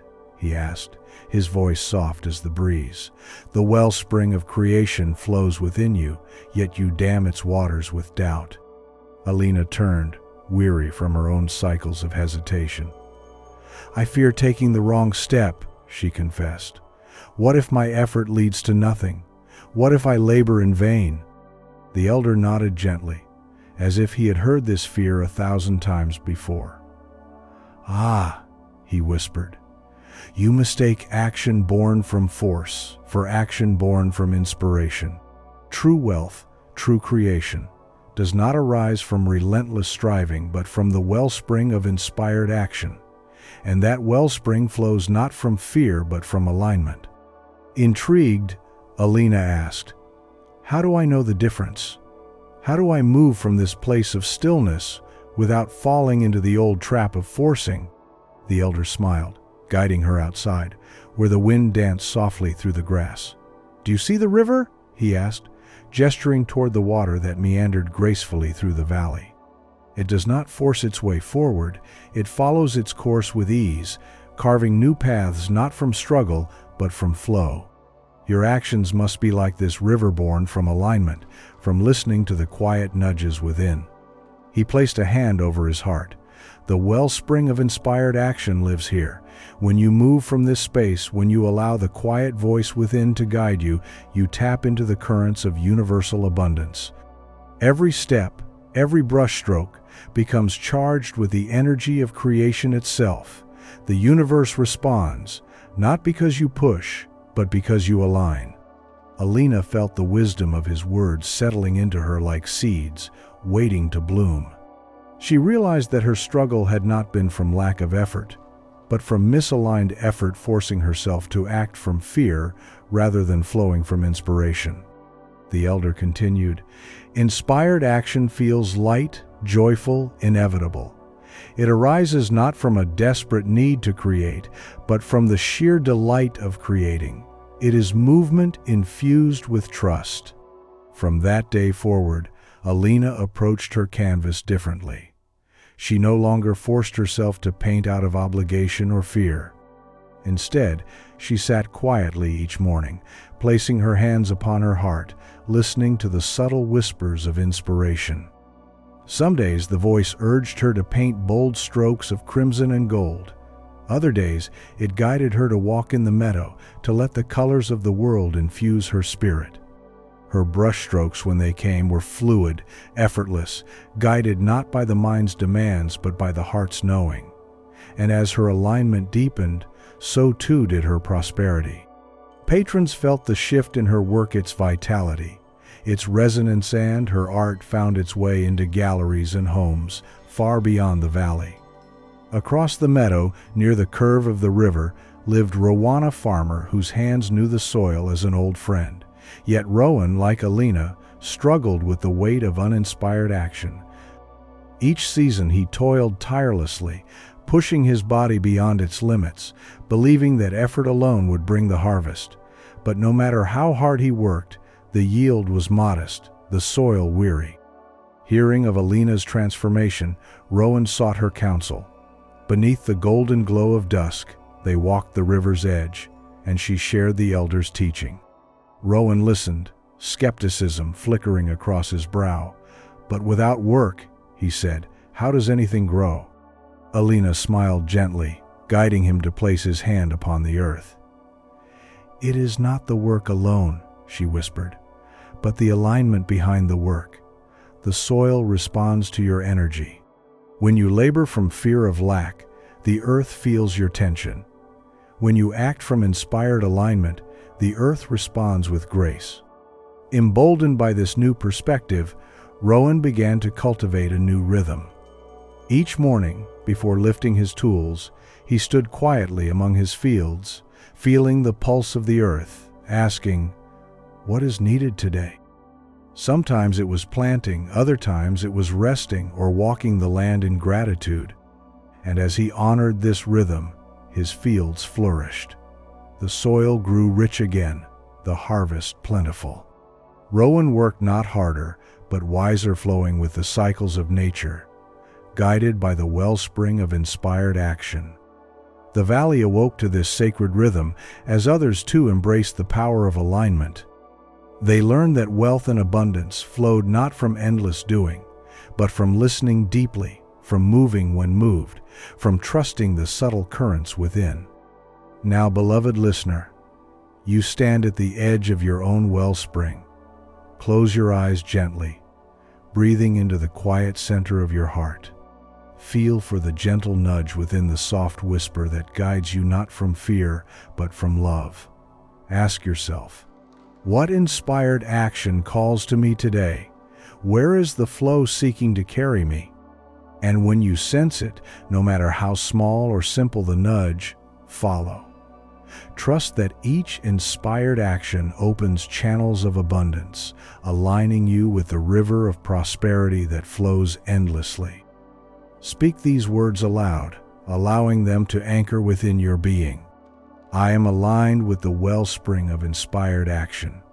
I move with trust, knowing each step leads me deeper into abundance. Carry this sacred practice into your life. Let your actions flow from alignment, from joy, from the quiet knowing within.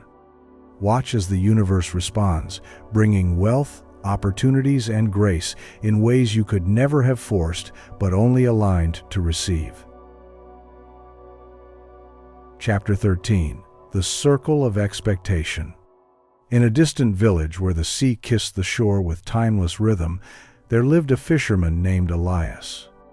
His hands, weathered by salt and sun, mended nets with care, and his small boat glided across the waves like a trusted companion.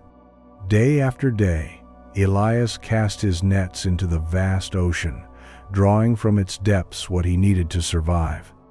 And yet, though he labored with devotion, his catch was always modest, never quite enough to ease the quiet ache of lack that lingered in his heart. One evening, as the sky blazed with the hues of sunset, Elias sat by the fire, mending his nets. A stranger approached, her cloak shimmering with the colors of twilight, her presence both gentle and commanding. She sat beside him, watching his hands move with practiced skill. "Tell me, Elias," she asked softly, "when you cast your nets, what do you expect to catch?" Elias looked up, surprised by the question. "Enough to get by," he replied honestly. "Enough to feed myself and patch my boat." The stranger smiled, her eyes reflecting the glow of the fire. "Ah, there it is," she whispered. "You expect little, and so the sea gives you only what you expect. The ocean holds infinite abundance, but it mirrors the vessel you bring, the expectation you carry." Elias, puzzled, furrowed his brow. "I work hard. I do what I know. How can expectation change the sea?" The woman reached for a pebble near the fire and tossed it into the dark waves. "Expectation," she said, "is the unseen net. It shapes what comes to you before you even act. When you expect little, you create a small container for the universe to fill. When you expect abundance, the universe must rise to meet your belief. Her words settled into Elias like the tide settling upon the shore, stirring something deep within. He realized that though he had labored diligently, his heart carried a quiet resignation, a belief that only enough to survive was possible for him. He had approached the sea with a small cup when he might have brought a vessel as vast as his imagination. The stranger continued, her voice soft as the waves. Your expectation is a signal sent out into the cosmos. It is a declaration of what you are willing to receive.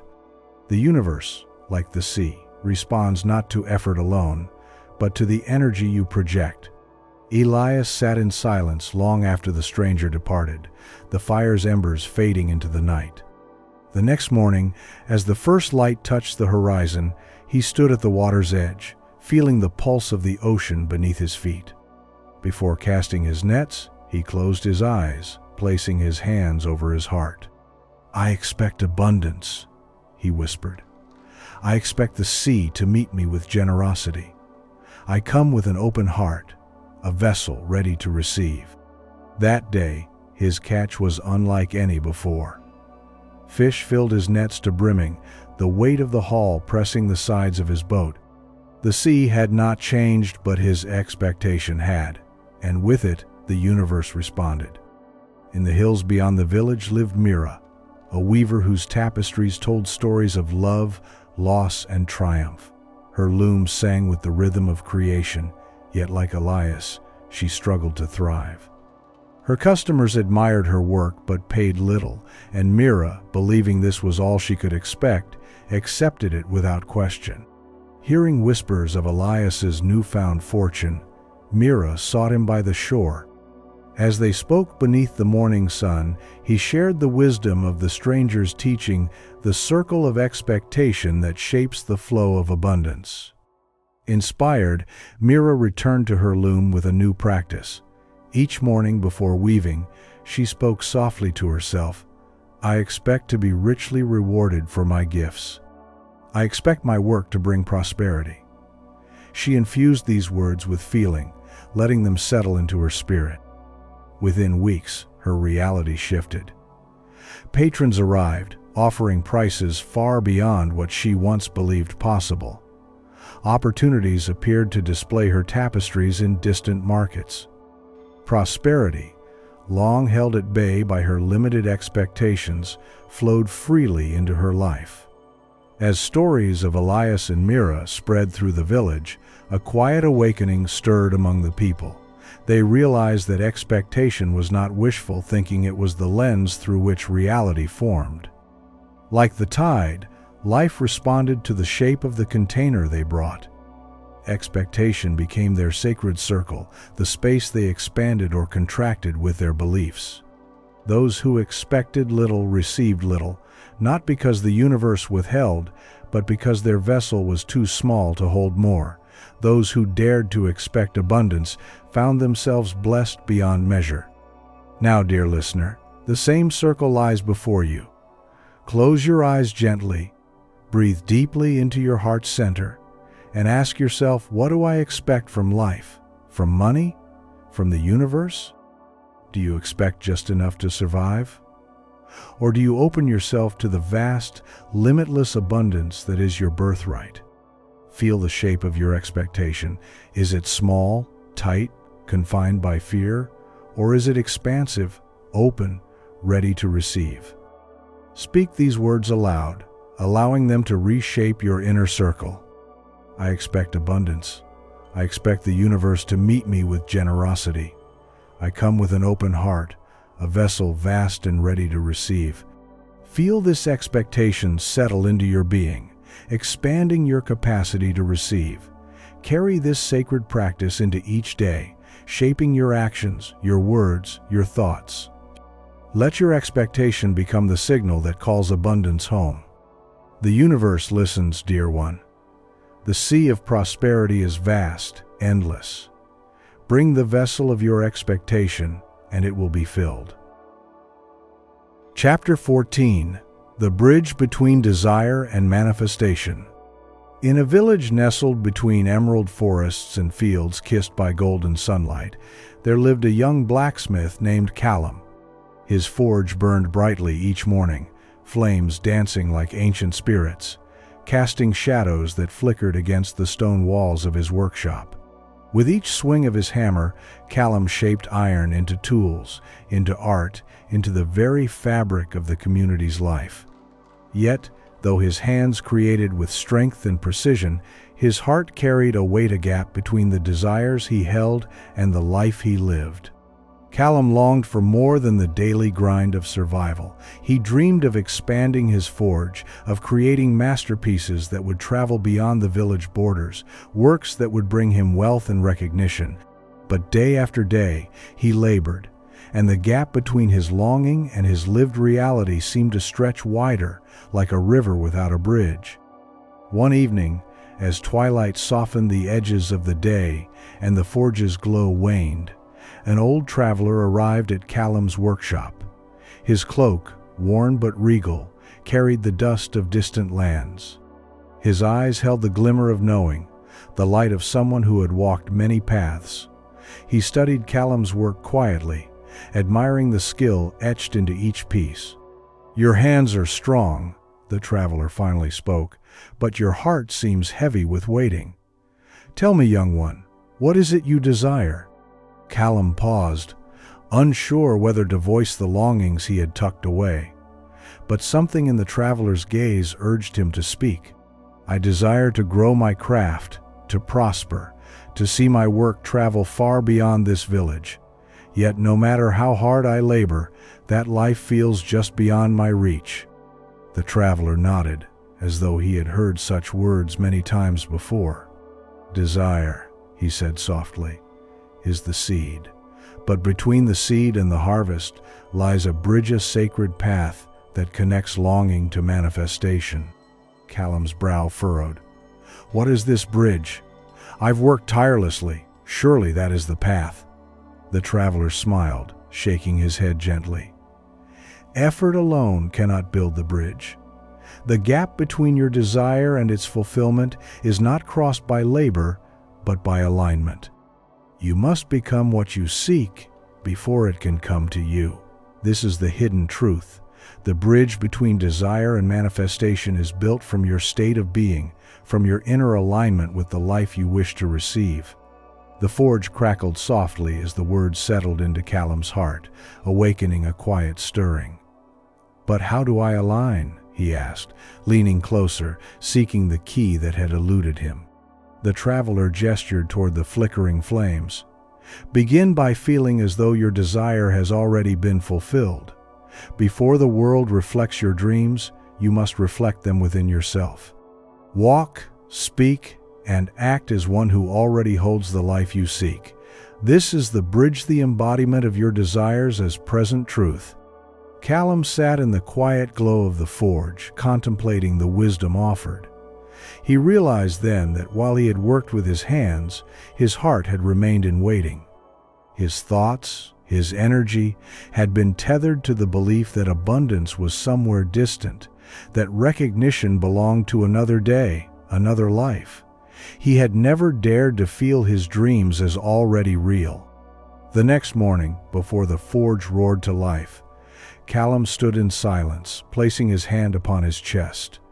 He closed his eyes and allowed himself to feel the warmth of fulfillment, not as some distant future, but as a present reality.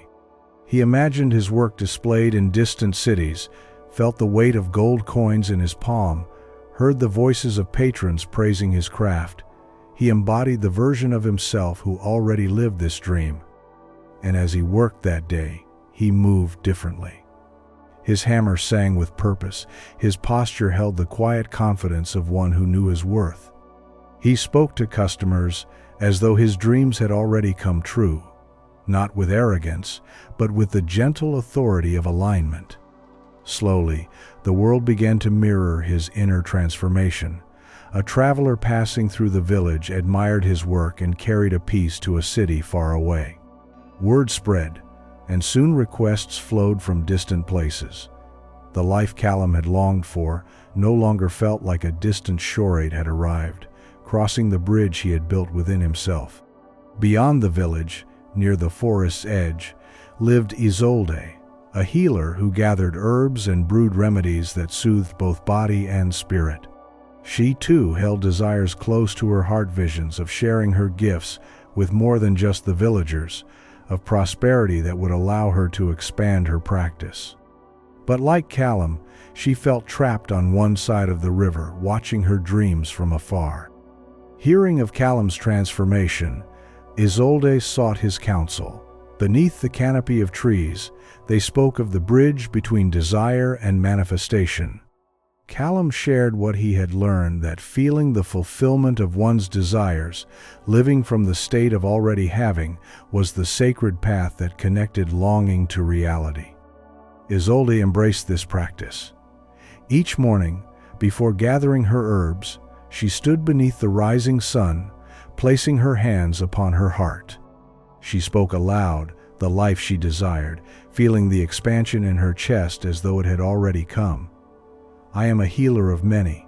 Prosperity flows to me easily. My gifts bless the world, and I am richly rewarded. Her energy shifted, and with it, her life. A traveling merchant, enchanted by her remedies, offered to distribute them across neighboring towns.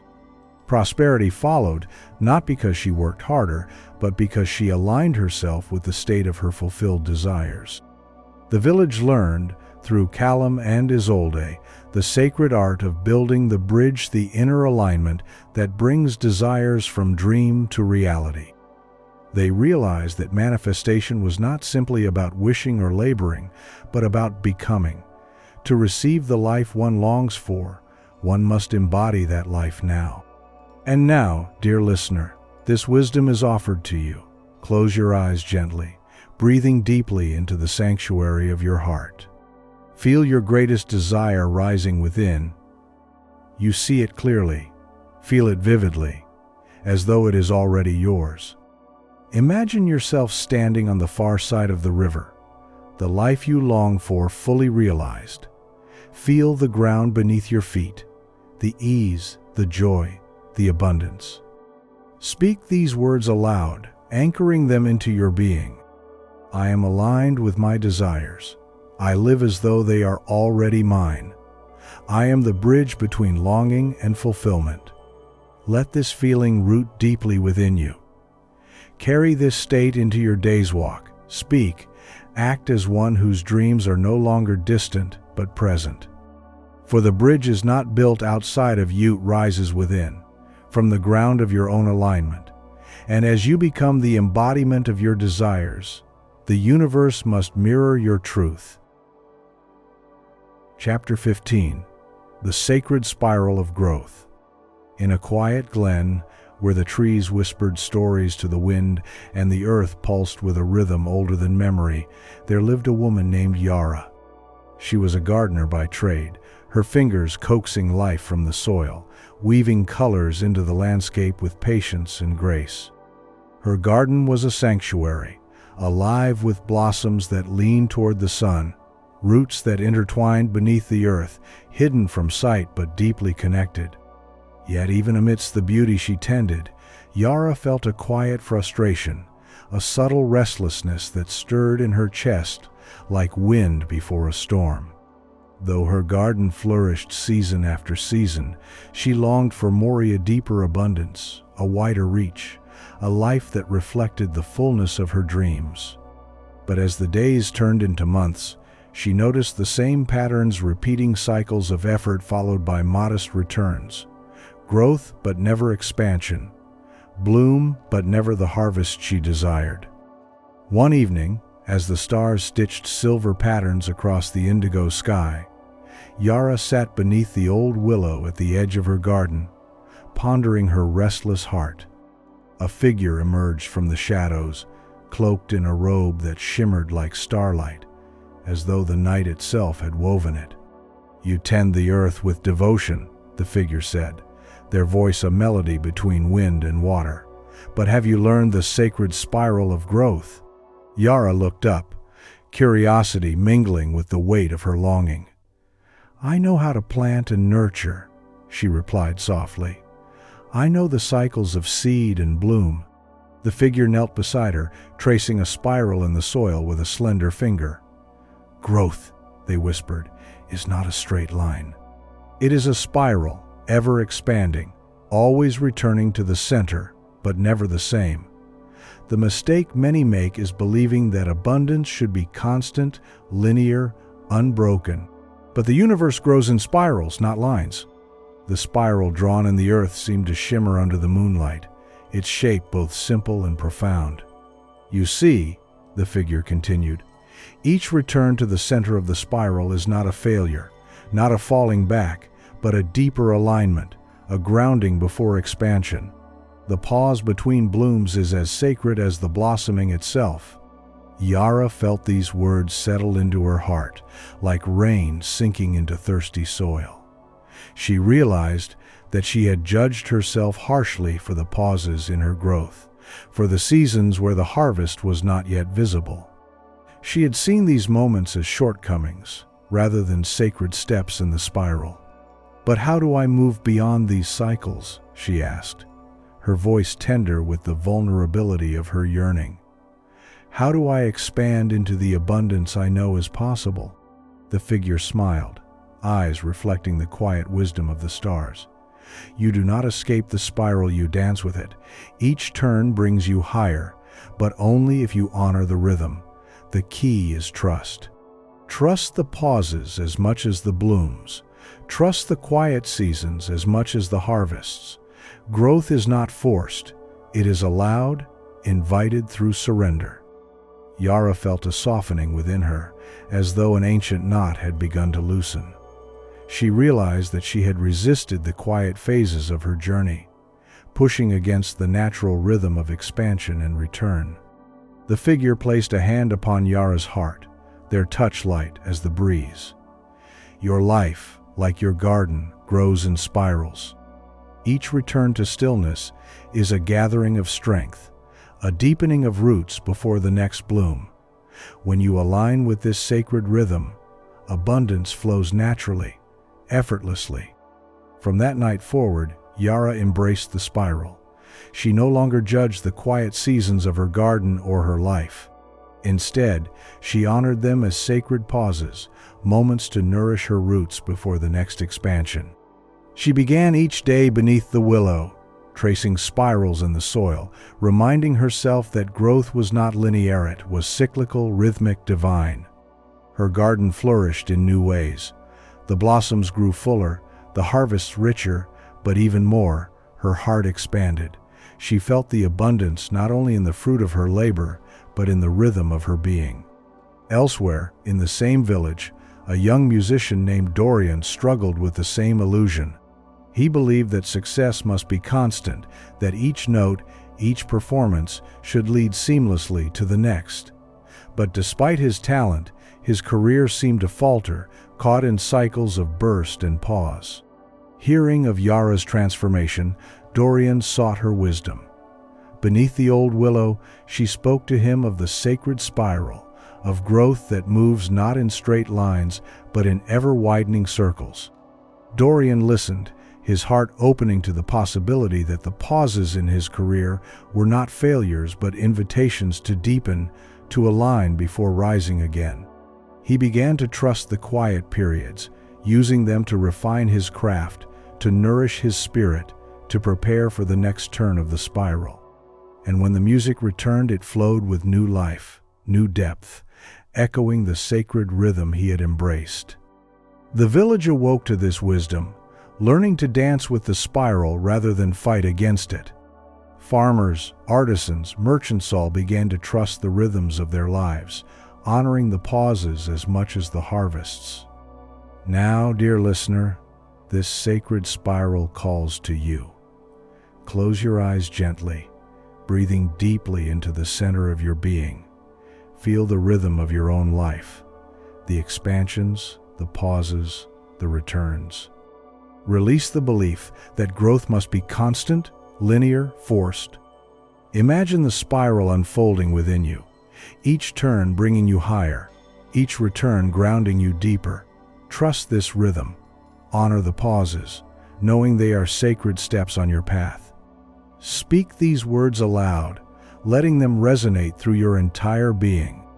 I trust the sacred spiral of my life. I honor the pauses as much as the blooms.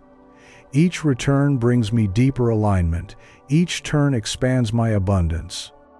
Carry this truth into your days. Dance with the rhythm of your life.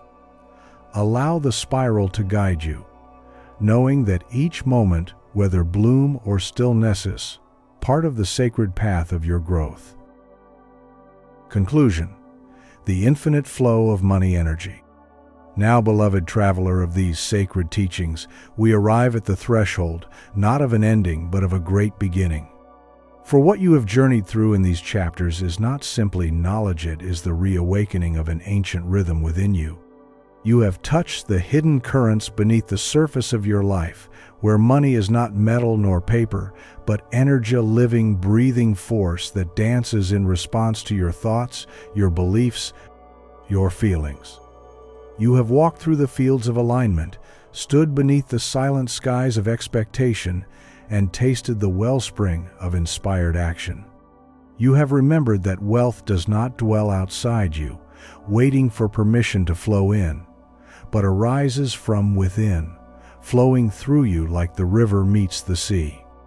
It responds to your self-concept, to your vibration, to the song your soul sings into the universe. This journey has not been a map to chase riches, but a sacred mirror, reflecting back the truth that abundance is your natural state. You were never separate from it. It is woven into your very being, as natural as breath, as constant as the turning of the stars. Pause now, dear one. Breathe deeply. Feel the truth of this within your bones, within the pulse of your heart. Wealth is not something you must strive for. It is something you allow, something you become. The silence you've learned to cultivate is not empty. It is full, rich with the voice of the universe whispering your name, reminding you that the pauses are not voids, but sacred spaces where alignment grows, where energy gathers before the bloom. You have learned that expectation is the vessel, the sacred container, and that the universe fills the shape you bring to it. When you expect little, the universe delivers accordingly. But when you expand the circle of your expectation, daring to receive more, the universe rushes to meet you. You have danced with the spiral, the sacred rhythm of growth, not linear, but ever expanding.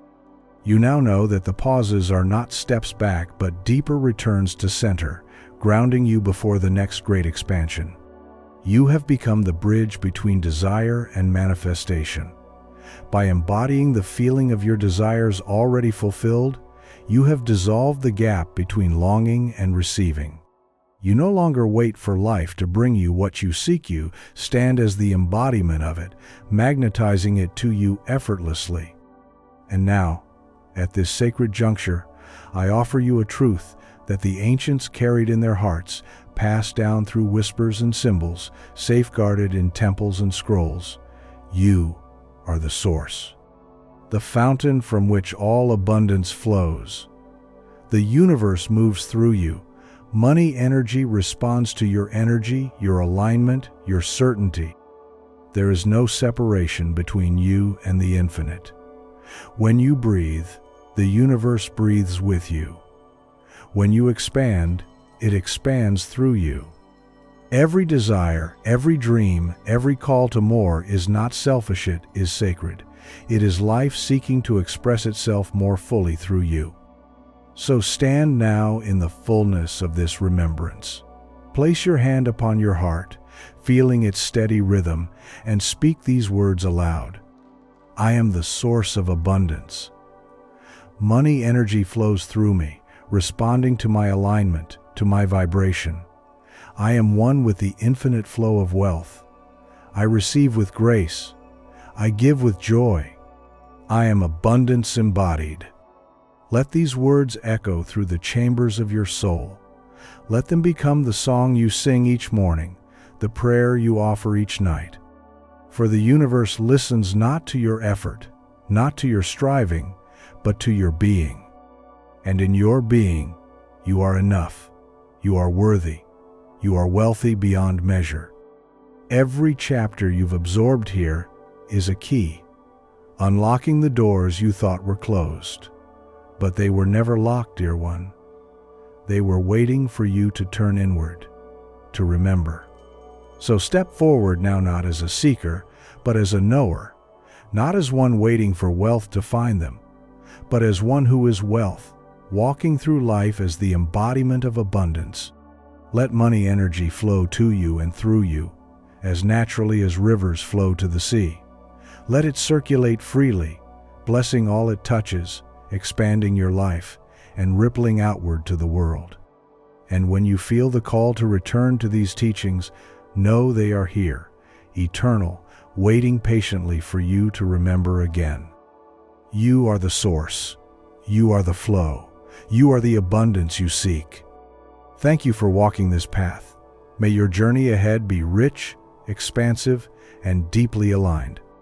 If you enjoyed this sacred audiobook, I invite you to continue your journey.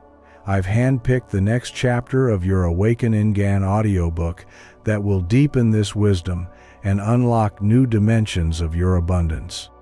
The link is waiting in the pinned comment below.